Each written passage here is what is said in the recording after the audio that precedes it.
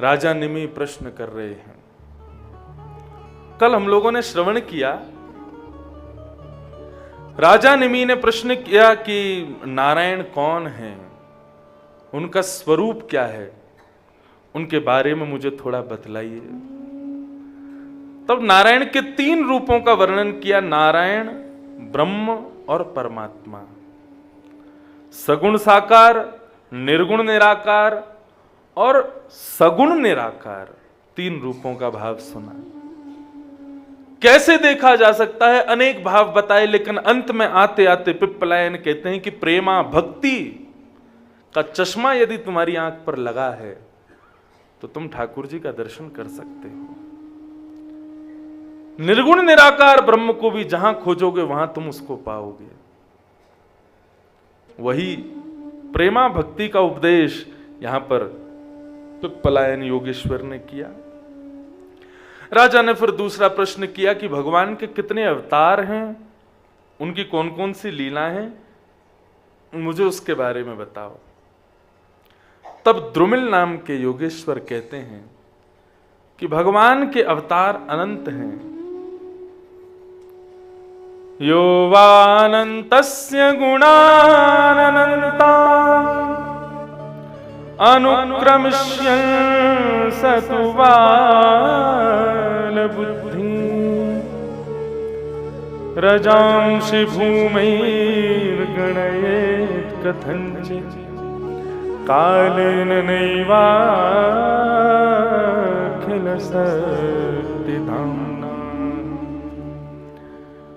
बोले राजन, कदापि मानव पृथ्वी के समस्त धूल कणों को गिन लेगा, लेकिन ठाकुर जी की लीलाओं को, ठाकुर जी के अवतारों को गिन नहीं पाएगा, इतने अनंत हैं वे। हमें लगता है कि जितने हमने 24 पढ़े हैं या 22 अवतार, 24 अवतार, दशावतार, यही ठाकुर जी के अवतार हैं, ऐसा नहीं है। मैंने पहले दिन शायद कथा में कहा था, हम सबके घर में जो ठाकुर जी विराज रहे हैं वो भी तो अवतार है ठाकुर जी का। कौन सा अवतार? अर्चावतार। मेरे संग उनकी लीलाएं अलग चल रही हैं, आपके साथ अलग चल रही है, किसी और के साथ अलग चल रही है, सबके साथ अलग अलग लीलाएं चल रही हैं, ये भी तो अवतार है ठाकुर जी का। कहा मैं रामानु संप्रदाय में दीक्षित श्री वैष्णव, हमारे यहां संघ चक्र गदा पद्मधारी नारायण की सेवा, और सेवा हो रही है गोवर्धन नाथ की, पुष्टि मार्गीय ठाकुर जी की। तो ये एक लीला नहीं है ठाकुर जी की, यहां पर भी तो ये लीला चल रही है, तो ये भी तो एक अवतार हुआ। इस प्रकार देखोगे तो दुनिया में ना जाने कितने अवतार ठाकुर जी ने धारण कर रखे हैं। सबको गिनने के लिए जाओगे, सबको खोजने के लिए जाओगे, नहीं खोज पाओगे। पृथ्वी के धूल के कण को खोज गिन लोगे, लेकिन ठाकुर जी की लीलाओं को नहीं गिन पाओगे, इतनी लीलाएं हैं। और तब द्रुमिल योगेश्वर नरनारायण अवतार की कथा सुनाते हैं, जो हमने कल सुनी थी। इन समस्त भावों को कहते हुए अब राजा निमि अगला प्रश्न कर रहे हैं, और ये प्रश्न और इसके उत्तर दोनों ही, वैसे तो सभी श्रेष्ठ चलते आ रहे हैं अब तक, परंतु बहुत ध्यान से सुनिएगा, क्योंकि आज कथा का 5वां दिन है। तबला, बंशी, बेंजो आदि सब संगीत के साज तो बजते ही हैं, लेकिन बद्रीनाथ में 5वें दिन श्रोताओं का कंठ रूपी एक तबला भी बजता है। कोई खांस रहा है, कोई छींक रहा है, कोई कुछ कर रहा है, ये तो होना ही है यहाँ पे, ये तो मैं जानता हूं। 3 बार कथाएं कर चुका ना बद्रीनाथ में, इसलिए मैं अभी तक फिर भी स्वस्थ हूं, मुझे पता है कैसे रहना है। चींटी की चाल चलनी है, गर्म पानी पीना है, ज्यादा मन पे विचार नहीं करना है, सर दर्द आदि हो इनको हावी होने देना नहीं है। आप लोग मान नहीं रहे होंगे, कूद रहे होंगे तप्त कुंड में जा जा करके, चढ़ रहे होंगे चरण पहाड़ी, माना गांव, खुली हवा में डोल रहे होंगे, धूप देखते ही मन करता होगा आधी वहां का कपड़ा पहन लें, तो फिर ये सब तो होना ही है। तो आप सबके जो साज बज रहे हैं उनको भी बहुत बहुत प्रणाम। अब कहा, ये भी तो कहीं संकोच में मत आ जाना कि अब महाराज जी बोल दी क्या करे, कैसे खांसे। खांसो, जी भर के खांसो, पहले दिन से ही कह रहा हूं, ध्यान रखो अपना। अब बहुत ध्यान से सुनिएगा। अब हमारा नवयोगेश्वर संवाद संभवतः, मैं तो भूल और गया कितने प्रश्न हो गए, विश्राम की ओर है। राजा निमि ने योगेश्वरों से प्रश्न किया है, भगवंतम हरिम प्रायो न भजन्त्यात्मवीतमाः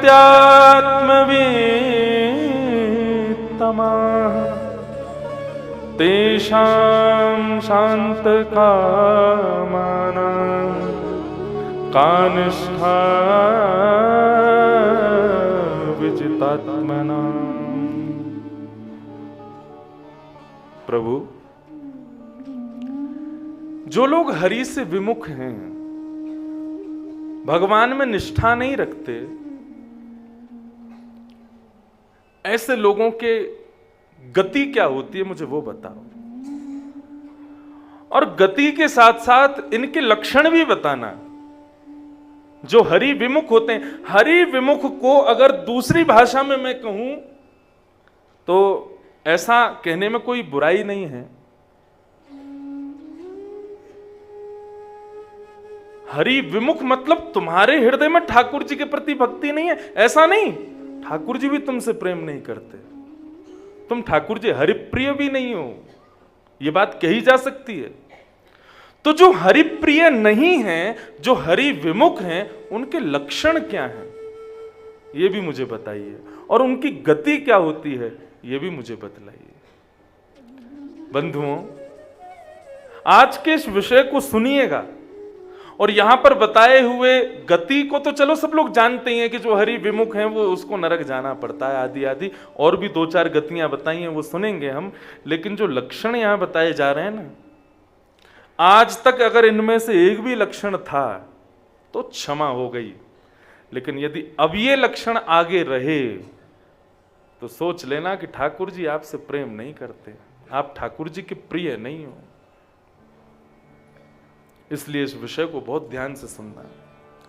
और इसका उत्तर दे रहे हैं चमस योगेश्वर, और वे कहते हैं, राजन, तुमने जो प्रश्न किया है, हरि विमुख लोगों की गति क्या है?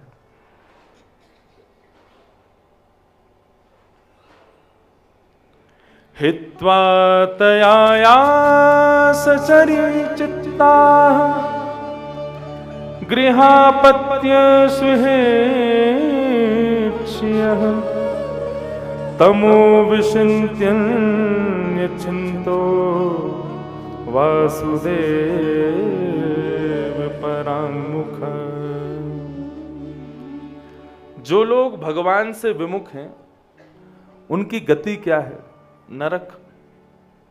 कितने अभागे हैं वो लोग जो मानव देह प्राप्त करने के बाद भी ठाकुर जी के शरणागत नहीं होते। शरीरम स्वरूपम तथा वा कलत्वम रतश्चारु रुचिरम धनम मेरु तुल्यम मनश्रेण लग्नम कृष्ण पादारविंदम ततः किम ततः किम ततः किम ततः किम। शरीर मिला है लेकिन उस शरीर से कभी ठाकुर जी की सेवा नहीं की। स्वरूप मिला है, रूप का मतलब एक प्रकार से गुण समझ लो, तुम्हें ठाकुर जी ने गुण प्रदान किए लेकिन उस गुण से कभी ठाकुर जी को सेवा अर्पित नहीं की। जब मैं छोटा था तो मेरी इच्छा रहती थी कि मैं बड़े होकर के गायक बनूंगा। ठाकुर जी कृपा से थोड़ा बहुत ठीक ठाक सुरीला गला है तो मैं इससे एक गायक बन जाऊंगा। लेकिन आज इस व्यासपीठ पर यदि बैठा हूं तो इसमें हमारे पूज्य नाना जी पंडित श्री कृष्ण लाल शास्त्री जी, उनका बीच बीच में स्मरण करता हूं मैं कथा में। क्या बोले, लाला गा के कितने ने रिझावेगो, ज्यादा से ज्यादा 1 लाख 2 लाख लोग रिझ जाएंगे, लेकिन कल को तोते बढ़िया गावे वारो आगो, फिर कहां जाएगो। और ये तो नियम है, कोई अच्छा आता है तो पुराने को जाना पड़ता है। लेकिन उनकी एक बात बड़ी भाई, वो बोले अपने गुण से संसारियों को मत रिझाओ, अपने गुण से श्री राधा रमण को रिझाओ। यदि वे रीझ गए तो संसारी अपने आप रीझ जाएंगे। संसारियों को क्या रिझाना। तो पे यदि गावे को गुण है, तो पे स्वर यदि है, तो वह स्वर से ठाकुर जी को प्रसन्न कर। अष्ट सखाओं के जो 8 सखा हैं ठाकुर जी के, वहां पर ऐसा भाव प्रस्तुत करते हैं श्रीमद् वल्लभाचार्य जी महाराज के, ठाकुर जी की प्राप्ति में जप तप नियम आसन ये सब बहुत जरूरी है, लेकिन उनमें एक बहुत विशेष एक और गुण है, क्या? स्वर। व्यक्ति जप से तप से आदि आदि श्रेणियों से ठाकुर जी को बहुत जल्दी प्रसन्न कर सकता है, लेकिन यदि उसके पास स्वर गुण है तो वो स्वर गुण से और तीव्रता से प्रसन्न कर सकता है। विराज भाव से श्रवण करो। स्वर से ठाकुर जी शीघ्र प्रसन्न होते हैं। यदि स्वर अच्छा है तो उससे ठाकुर जी को रिझाओ। सूरदास जी महाराज के पास में एक गुण था, रचना का तो गुण था ही, गाने का तो गुण था ही, एक और गुण था उनके पास, क्या? कि वो सामने बैठे हुए व्यक्ति उनसे कुछ पूछते थे तो वो बिल्कुल सत्य बता देते थे कि इसका क्या निवारण है, ये कहां है, क्या है, कैसे, सब बोल देते थे। यहां तक की ये स्थिति थी कि सूरदास जी के घर के बाहर भीड़ी लगी रहती थी पूछने वालों की, हमारी भैंस कहाँ चली गई, हमारो बकरा खो गो, कहाँ मिलेगो, हमारो बालक नहीं मिल रहा है, या को कहा होगो, बेटा को ब्याह कहाँ ते होगो। सूरदास जी सब बता देते थे। तुम्हारी भैंस वहां चल रही है और तुम्हारे बेटे का ब्याह उत्तर दिशा में इस नगर से होगा, तुम्हारी बहू ऐसी आएगी, सब बता देते थे। सूरदास जी के चरित्र में आता है। उनके पिताजी सोचते थे, बोले इतनी लंबी लाइन लगी रहती सूरदास जी से मिलने वालों की, अगर सूरदास एक व्यक्ति का 1 रुपया दक्षिणा रख ले कि भाई इनको ये बताने का 1 रुपया, तो हमारे घर में जो इतनी दीनता है, दैन्यता है, सब ठीक हो जाएगी। सूरदास जी के पिताजी ने कहा कि आप थोड़ा सा कुछ ले लिया करो, तो अपने बताने का ये गुण भगवान ने दिया है, तो इससे थोड़ा सा संसार के लोगों से धनवन ले लिया करो, घर चल जाएगा। सूरदास जी इतनी अच्छी बात कहते हैं उस समय, पिताजी भगवत प्राप्त गुणों से भगवान को ही रिझाना चाहिए। जो गुण हमने संसार में आकर के अपनाया है, सीखा है, जीवन में जिस गुण को यहां आकर के हमने रियाज करके मेहनत करके पाया है, उससे हम संसार को रिझा सकते हैं। लेकिन जिस गुण को हमको भगवान ने दे करके भेजा, उस गुण से कभी भी मानवों को रिझाना नहीं चाहिए। क्यों? क्योंकि वो गुण दे करके ठाकुर जी ने तुमको इसीलिए भेजा ताकि तुम उनको रिझा सको। जैसे कि स्वर का गुण मिला, तो गुण, अब मैंने संगीत नहीं सीखा कहीं भी, लेकिन भगवत कृपा से हमारे यही सब गुरुजन हैं जितने बैठे हैं आपके पीछे, यही सब सिखाते हैं। हमारे प्रेम भैया यही बताते हैं क्या गाना है, कौन सा राग कैसे गाना है, एक बार बता देते हैं, मुझको याद हो जाता है कि कौन सा राग कैसे गवेगा। इसका मतलब ये भगवत गुण है। और इस गुण से यदि मैं आप लोगों को रिझाने का प्रयास करूं तो ये चोरी नहीं है तो क्या है? ठाकुर जी ने वो दे करके भेजा मुझको कि मैं उनको रिझाऊं और उससे तुमको रिझाऊं, तो फिर ये चोरी नहीं है तो क्या है?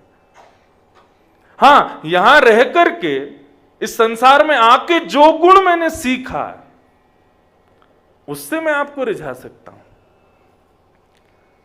तबला बजाना किसी को जन्म से नहीं आता, सीखना पड़ता है। गुरुदेव बताएंगे कैसे ताल लगती, कैसे क्या है, वो सब बजाना सीखना पड़ता है, उससे आप रिझा सकते हो। आगे वाद्य बजाना, वाद्यों को ही क्यों लें, बाकी सब चीजों को लो। जो भी कुछ आपने यहां आकर के सीखा उससे मानव सेवा करो, मानवों को रिझाओ। लेकिन तुम्हारे पास जो भी गुण ठाकुर जी ने दिया है जन्म से, प्रयास करो, सोचो उससे ठाकुर जी को कैसे रिझाया जाए, क्योंकि वो ठाकुर जी ने इसीलिए तो दे के भेजा है कि ताकि तुम उससे उनकी सेवा करो। सूरदास जी बोले, पिताजी क्षमा करें, मैं इस गुण से धन नहीं कमा सकता, क्योंकि ये गुण तो ठाकुर जी ने जन्म से दे करके भेजा है मुझे। तब उनके पिता ने कहा, तो फिर एक काम कर, ये रोज रोज की इतनी भीड़ हम अपने घर में नहीं देख सकते, तू बाहर जाकर आकर। सूरदास जी गृह त्याग करके चले गए। तब श्रीमद् वल्लभाचार्य जी की कृपा हुई, उनके शरणागत हुए, गोवर्धन नाथ के शिष्य बने, और अपने उस गुण से उन्होंने ठाकुर जी की रचनाएं करना शुरू किया। ठाकुर जी की लीलाओं का दर्शन करते थे श्री सूरदास जी। नेत्र नहीं थे, लेकिन ठाकुर जी की रूप माधुरी का, ठाकुर जी की लीला माधुरी का जैसा वर्णन सूरदास जी ने किया, किसी ने नहीं किया। क्यों? भगवत प्राप्त गुण का ठाकुर जी के चरणों में ही प्रयोग किया। बिना गुण के ठाकुर जी किसी को नहीं भेजते। कोई तो गुण होगा, खोजो और लग जाओ ठाकुर जी की सेवा में।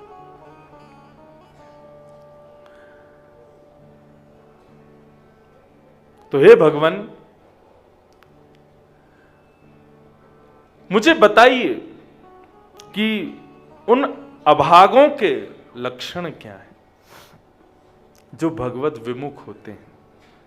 उनकी गति तो नरक ही है, वो नरक से नहीं बच पाएंगे, लेकिन उनके गुण क्या होते हैं मुझे वो भी बताओ।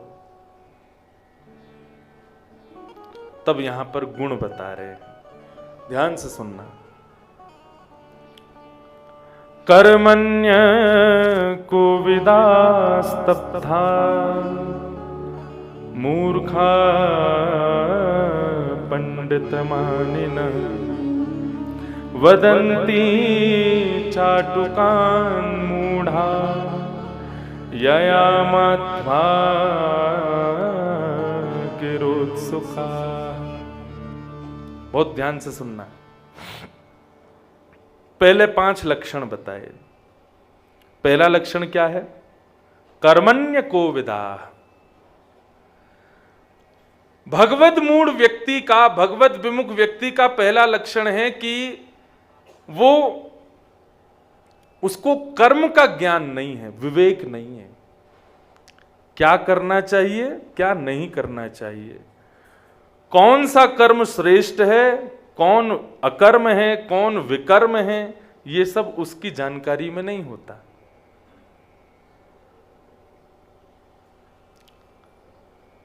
पधारे जय हो।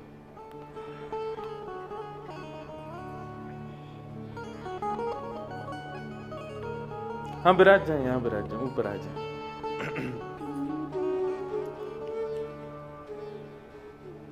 कर्मण्य को विदाः।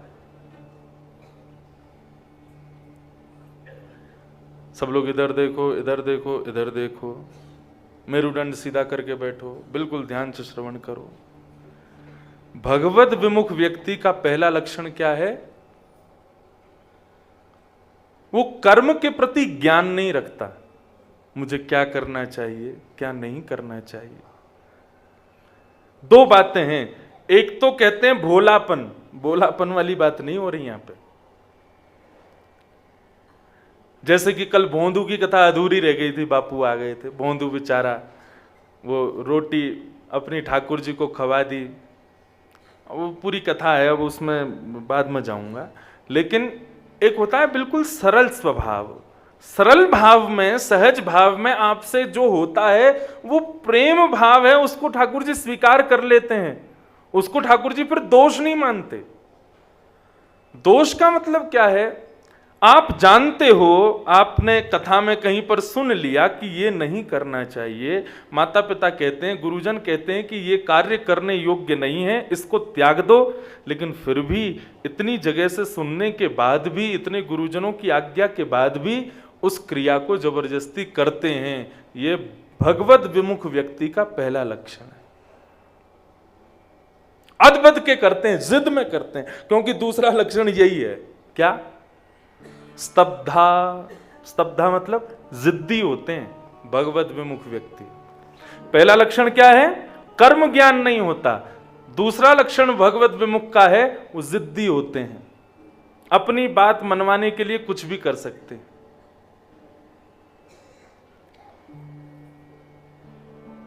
जिद्दी स्वभाव के होते हैं। कई जगह कथा होती है महाराज, तो यजमान कहते हैं मंच पे बांस लगाओ। क्यों लगाएं? बोले हमने महात्मा में सुना है कि वो धुंधुकारी जो था बांस में आकर के बैठा था, 7 दिन सुन के बांस की एक ग्रंथि फटी थी, तभी जो है उसको मुक्ति मिली थी। और वो ऐसे ही होना चाहिए, तो आप भी लगवाओ। हम कहेंगे अरे भाई ठीक है, धुंधुकारी के समय की वो बांस लगाया नहीं था, कथा में ही पंडाल में बांस था तो उसी में आके बैठ गया था, क्योंकि भागवत के महात्म्य में वर्णन है कि कथा का वेग इतना था कि वो धुंधुकारी की आत्मा टिक नहीं पा रही थी, कथा में रुक नहीं पा रही थी, तब वो बांस में जाके बैठा। और 7 दिन की कथा सुनने से एक एक ग्रंथि, उसकी ग्रंथि बांस की नहीं फट रही थी, उसके जो पापों की ग्रंथियां थी वो फट रही थी। अरे महाराज आप तो यूं कह रहे हो, पिछले व्यास आए थे उन्होंने तो लगवाया था, और जिद करके महाराज बांस लगवा ही लिया। मैंने भी दूसरे दिन जिद करी, मैंने कि एक दिन की कथा हो गई, ग्रंथि क्यों नहीं फटी इसकी? इसका मतलब तुम्हारे पितृ मुक्त नहीं हो रहे। मैंने 7 दिन में अगर ये बांस नहीं फटा तो तुम तो मुझे दोष दोगे कि आपने ऐसी कथा सुनाई कि हमारे पितृ मुक्त ही नहीं हुए। जिद्दी, ये भगवद विमुख व्यक्ति का दूसरा लक्षण है। पहला लक्षण कर्म ज्ञान नहीं है, दूसरा लक्षण स्तब्धा, जिद्दी, और तीसरा लक्षण क्या बता रहे हैं? मूर्खा पंडित मानिना।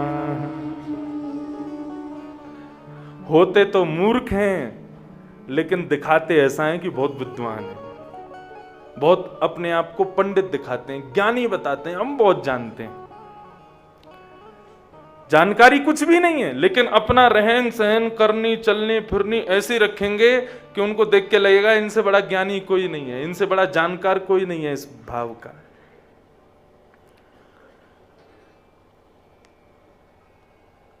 इस प्रकार ये तीसरा लक्षण है भगवत विमुख व्यक्ति का। चौथा लक्षण क्या है? वदंती चाटुकान मूढ़ा।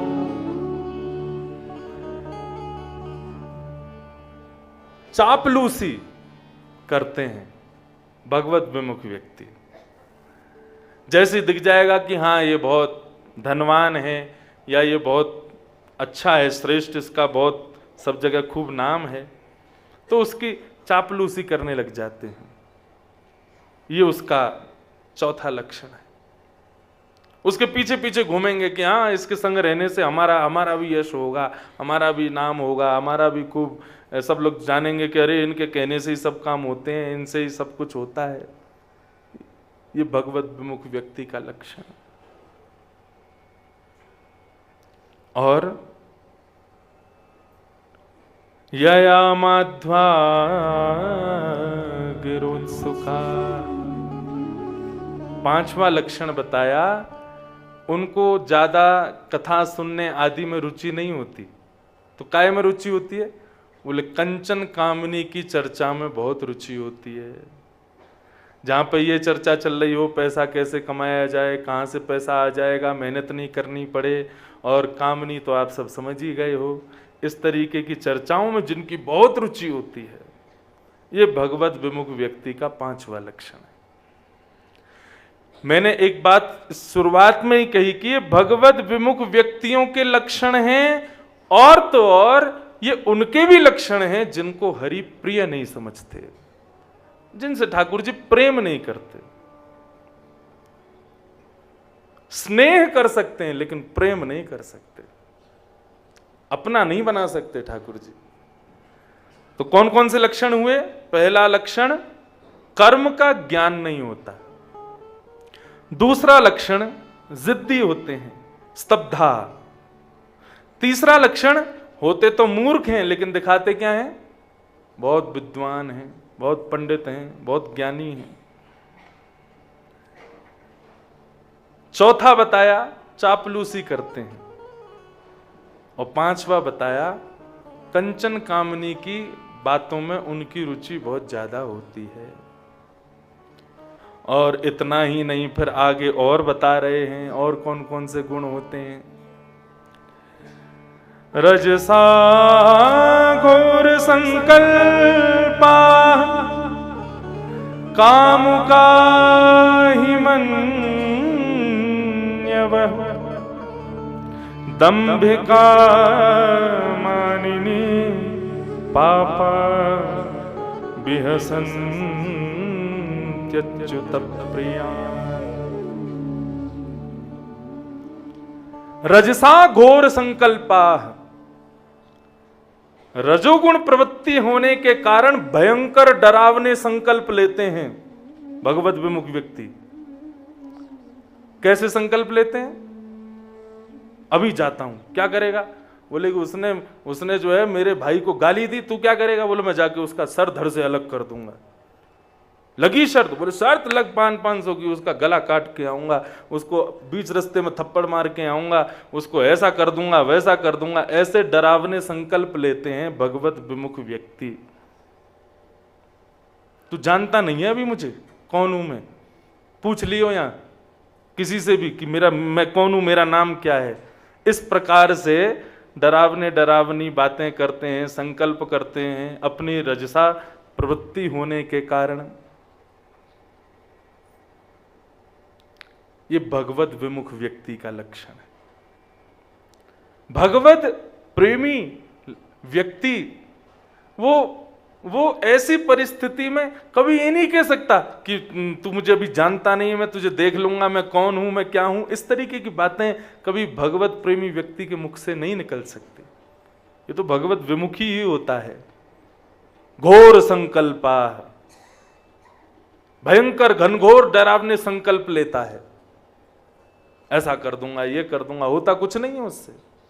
एक व्यक्ति बैठे थे, 4-5 लोग, तो एक कह रहा, बोले मैंने जो है एक आदमी को इतना मारा, वो बोला एक मैंने इसको इतना मारा। एक दूसरे की सुन करके कह रहे थे जिसने ज्यादा लोगों को मारा होगा वो ज्यादा श्रेष्ठ। एक बोला वो तुमने तो केवल मारा, मैंने तो इतने लोगों को जान से खत्म कर दिया। कितने? बोले 15-16। बोले 15-16 लोगों को जान से मार दिया? बोले हाँ बिल्कुल खत्म। बोले तू अभी तक फिर जिंदा क्यों, तू अभी तक जेल क्यों नहीं गया? बोले 15-16 मच्छर मारे थे मैंने, आदमी नहीं मारे थे। घोर संकल्पा, ये भगवत विमुख व्यक्ति का लक्षण है। काम का,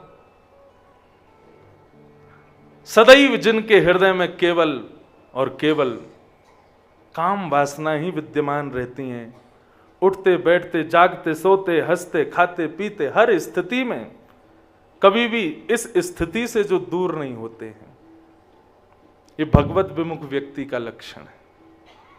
और अहिमन्यवाह, सर्प के समान क्रोधी होते हैं भगवत विमुख लोग। सर्प का क्रोध कैसा होता है? उसके ऊपर किसी ने यदि पांव रख दिया तो वो ये विचार नहीं करेगा कौन है, तुरंत तत्क्षण डस देगा, इतना क्रोधी होता है सर्प। ऐसे ही भगवत विमुख व्यक्ति उस सर्प के समान क्रोधी होते हैं। इतना भयंकर क्रोध उनके भीतर व्याप्त रहता है।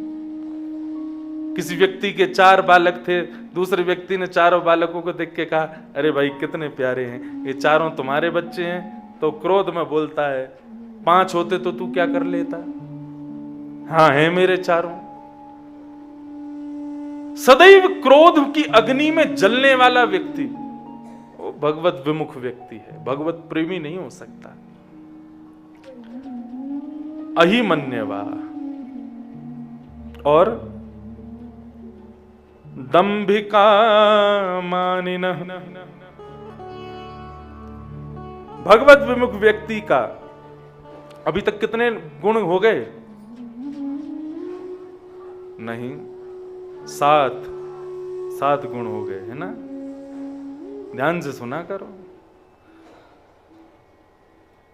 सर्प के समान क्रोधी होता है। 8वां लक्षण बता रहे हैं, दंभिका मानिनः, दंभ करके जो दूसरों के हृदय में एक प्रतिष्ठा पा लेता है। समझ रहे हैं?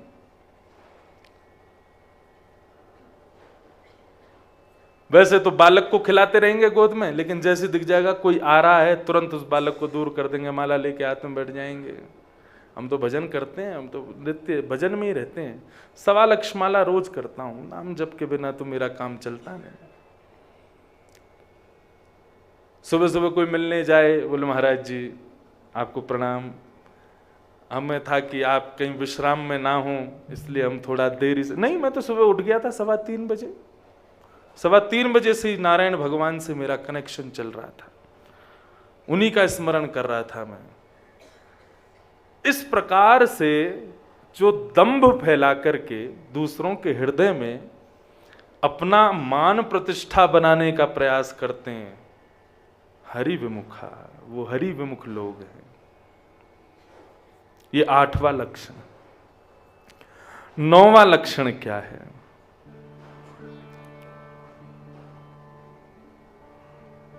दंभिका मानिनः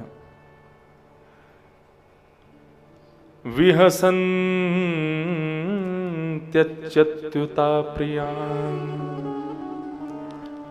अच्युत के जो प्रिय हैं, भगवान के जो अति प्रिय हैं, ऐसे भगवत प्रियों का जो मजाक उड़ाते हैं, ये भगवत विमुख लोगों का 9वां लक्षण।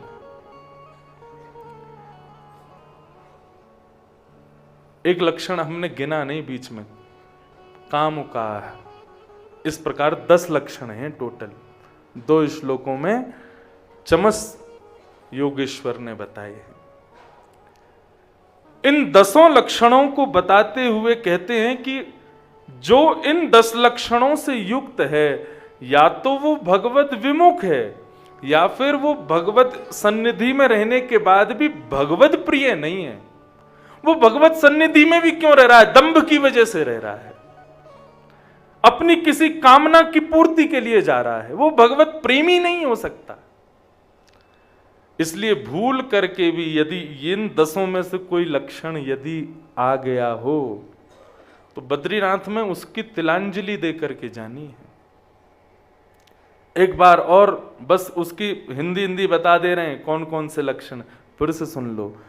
कर्म का अज्ञान पहला, दूसरा जिद्दी, तीसरा मूर्ख हैं लेकिन दिखाएंगे बहुत ज्ञानी हैं, 5वां चापलूसी, 6वां कंचन कामनी की चर्चाओं में जो, 5वां जो कंचन कामनी की चर्चाओं में बहुत प्रसन्न रहते हैं, 6वां भयंकर घनघोर डरावने संकल्प लेते हैं, ऐसा कर दूंगा वैसा कर दूंगा, तुझे देख लूंगा तुझे देख लूंगा, एक दिन काली उसको देख लेता है।